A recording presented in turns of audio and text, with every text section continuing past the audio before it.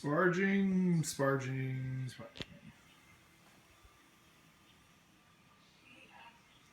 Where are we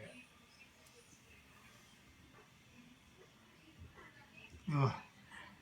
So easy. The disaster area. What's up, y'all? Happy Home Brew Wednesday. Back from the conference, which was all of 40 miles away. But back nonetheless, guys. It was an awesome day at work. Had my first real chance at a speaking engagement of sorts with my new job. I'm kind of with Alex at Rock on Beer Blog that I've recently gotten a new job. And a huge switch from what I used to be doing. I was doing finance, and now I've jumped to somewhat of a kind of a sales role, and I was able to do my first public speaking kind of deal. I knocked it out of the park today, so cheers to that. Successful day. I love hearing you guys' stories about good things going on in your lives, so cheers. I'm going to jump right to, real quick, a pour of this barley wine, American barley wine. So check that out.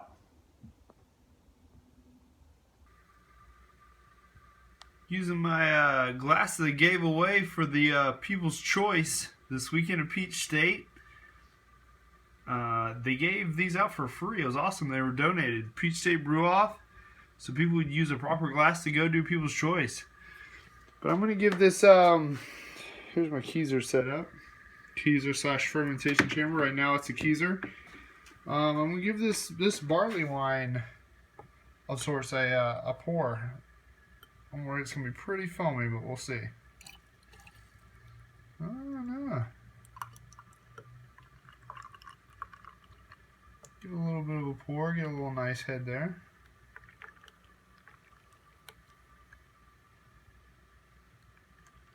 Oh, for as low pressure as I'm pouring that out with the tap, that might be getting right at about right for carb. Sweet. All right, so that's what I'm sipping on right now. I sipped it down a little bit so I'm able to swirl it. Swirls up a nice little cap. It's gonna need a little bit more carbonation, but it's right about right. I don't want to get this thing too carbonated. For the kind of barley wine style it is, I don't want this thing to be too carbonated. But let's give it a taste. We'll smell it first. Man, you can smell the malty sweetness. So you've got some really kind of tropical, I've heard some people use the term like juicy fruit, tropical hop aromas on this that are just cool and outstanding. But you also get a really nice malty sweetness to it. It's inviting.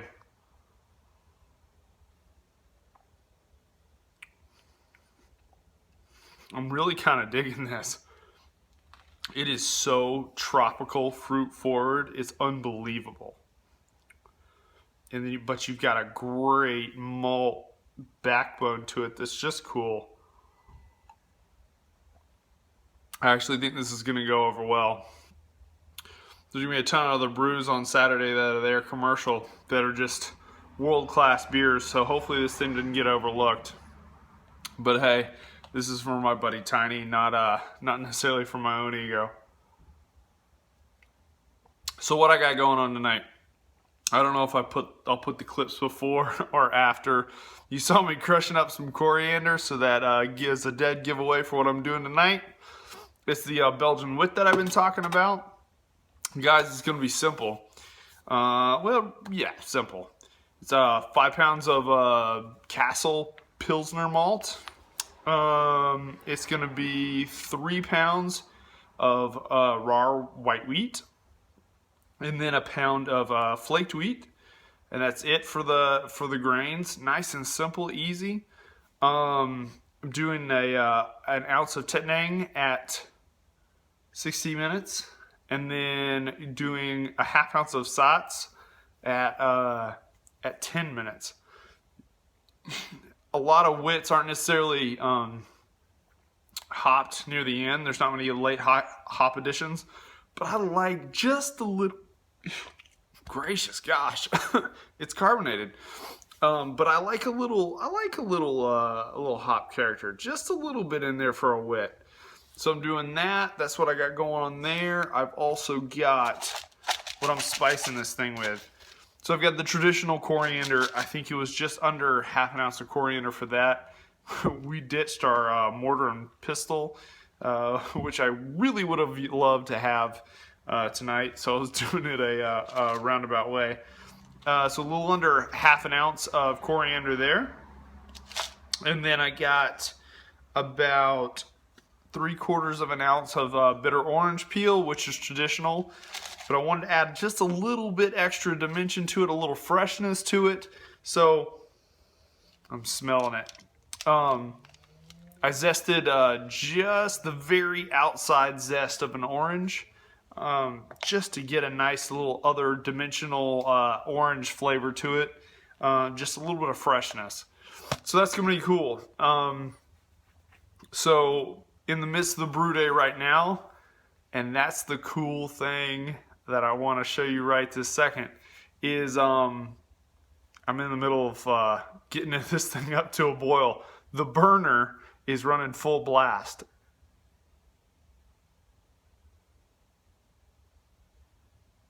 Exactly.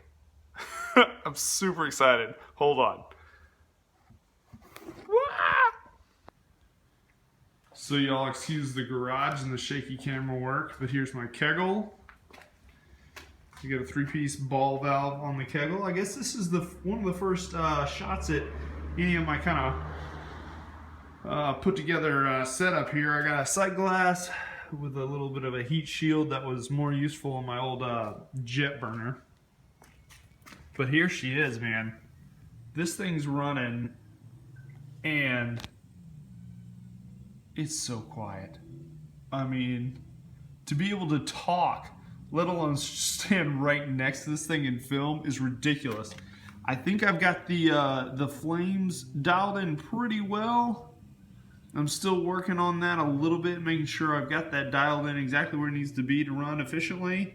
If any of you guys have used this before, you'll let me know if this looks off, but it looks pretty close. Got decent blue flames, not a lot of yellow. So looking pretty good, guys. I am hoping this thing turns out and is time efficient as well as fuel efficient, but right now I am over the moon about this burner. Really, really cool. Alright, so as I'm waiting for that to come up to a boil, I want to do a few things real quickly. On the yeast, using a Y Yeast 3944, the Belgian wit. Just a standard good old wit beer yeast. Guys, like I said last night, my 24-ounce Tuesday, I'm kind of humbled by the support. I've been doing homebrew videos now for 2 months, and you guys, it's not me, it is not me. You guys have pushed me over 100 subscribers as of this filming of sorts. I'm at 106 subscribers. So shout outs. I know the last push was put up by a couple big dogs out there. And again, it's humbling that you guys take the time to watch what I'm doing and chat with me and support some of the smaller guys in the community. So it's awesome. It speaks volumes. So Ant Robertson, he made a big push. And then Elder P also had a shout out. Dude, you're awesome. Love watching you, Elder. You and your son are quite the duo. So cheers to you guys. Also, Tony Yates, man, thank you for the shout out. And dude, I echo what you said. I give small amounts, but maybe lengthy explanations. I definitely need to get out some like educational of sorts videos. Now I'm not saying that like I really know what I'm talking about, but hey, brew day videos, philosophy videos, getting some sour beer information out there. Guys, if you haven't subscribed to Dan ABA, you're missing out. That dude is crazy knowledgeable. I've got about this much knowledge as it comes to sour beer, but I love it, and I'm trying to keep on keeping on with that. No, Roman's just barking. I think he hears me talking. The dog's barking in the backyard thinking I'm making noise. Anyways, yeah, so I definitely want to put out a little bit more of some more educational of sorts videos, and not just purely surface level. I can't get over this beer. This thing's awesome. Last but not least, I may shoot a little bit more Brew Day footage, but I'm not sure. The last thing on the docket, trying to keep this short-ish. I never keep it short. I'm going to be doing some traveling for work. Hopefully it allows for me to maybe do a little beer adventure stuff that I can get some videos of. On the docket right now, I've got Boston for 1 day / night. So I'll get there Monday, be there Monday night, come home Tuesday. I'm hoping I get to go out and do at least one beer thing on Monday night. I'm thinking about night shift in Boston. I've heard lots of awesome things about night shift. Any suggestions in Boston, shoot me up of what, if I've got one thing to do, what should I hit up? And then, not next week, but the week after that, I'm in Philadelphia for most of the week. So I'm hoping to hit up Tired Hands. I've been following after Tired Hands for a while now and really hoping I can make it out there one night. Hoping I can hit both their locations and the cafe, and then the whatever they call their other one, the newest one. Not the Funkatorium, that's Wicked Weed. But hoping I can make it out to Tired Hands and drag maybe a coworker or two along with me. So that's Philly, and then I'm spending one night in DC right on the back end of Philadelphia. So I slightly booked myself a hotel within like a quarter mile or less within Church Key, which is a countrywide, world-renowned beer bar. So I'm hoping to get some footage there and get some awesome brews. Guys, y'all have a great rest of your week. I think that's all I needed to hit. If I do a little bit more footage, I'll attach it here to the end. But apart from that, you guys have a great rest of your week. Happy Homebrew Wednesday. Loving the videos. And again, humbled by the support. 106 subscribers as of right now. I really, really appreciate it. You guys have a great rest of your week. Again, cheers, Tony, Elder P, and Ant for the shout outs to get me over the hump. You'll have a great rest of your week. Cheers. Doing a couple quick things while I'm waiting on that boil as well. Just calibrated the refractometer. It really actually didn't need any calibrating. It was spot on right out of the bag, box, whatever you want to call it. So I'm going to try and use this for the first time on this brew tonight. See how it goes. I believe I have to check Beersmith. I input all my ingredients. I think the target is 1047, 1050, something close to that. I'll check that out here in a second. So we'll see how close we get to our numbers. And then, not to necessarily brag, but I've got to show it at some point, right? Okay, I'm bragging a little bit. Even if it's just a bronze. The bronze medal for the European Sour category for an apricot lambic. And, but really more than anything, I wanted to show off what a great job these guys do with these awards. Like, for, I mean, it's a big competition. A lot is put into it, but still, it's a pretty awesome, and they're heavy. A pretty awesome award, guys. And they go to the trouble of making sure they let you know exactly what it's for. The flight, the category number, name, and place. So, pretty awesome. Shout out to Covert Hops. in Atlanta. And there's the bronze medal. Guys, y'all have a great night. Cheers. Alright, guys. It's way too late / early. It's about 1 o'clock in the morning. Dang, I'm getting circles under my eyes. I'm only 28. That's ridiculous. Brew night is coming to a close. Went pretty seamlessly. The only thing, the Blickman burner is awesome, but it's going to take a little fidgeting with and dialing in to make sure I've got that going right. It just took forever to get everything up to a boil, and it wasn't even all that much volume. I think it was about 6.5 gallons or so starting boil volume.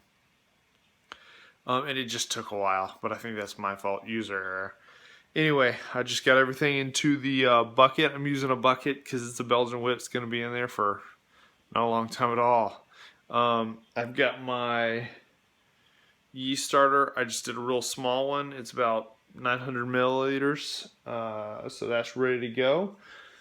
And I'm using my refractometer to figure out this starting gravity. So here's my first shot at that. I'm going to try to capture it through this camera.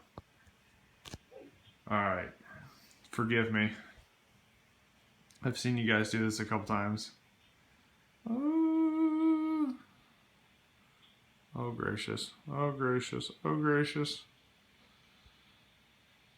All right, so you look in there and it looks like it is right at 13 bricks. Cool. So right at 13 bricks. So 13 bricks converted looks like 1052. I look back at Beersmith and my target was 1048, so actually overshot by just a tad, which, hey, that's all right with me, especially with this. I'd rather overshoot than undershoot, especially with spices involved. I wouldn't want to undershoot and those spices come through too strong, so I'd rather be a little light on that. But yeah, so 1052, Belgian wit brew night, went pretty seamless. Thanks for coming along with the ride, guys. About to pitch this yeast, and we'll go from there. We'll see how this thing tastes.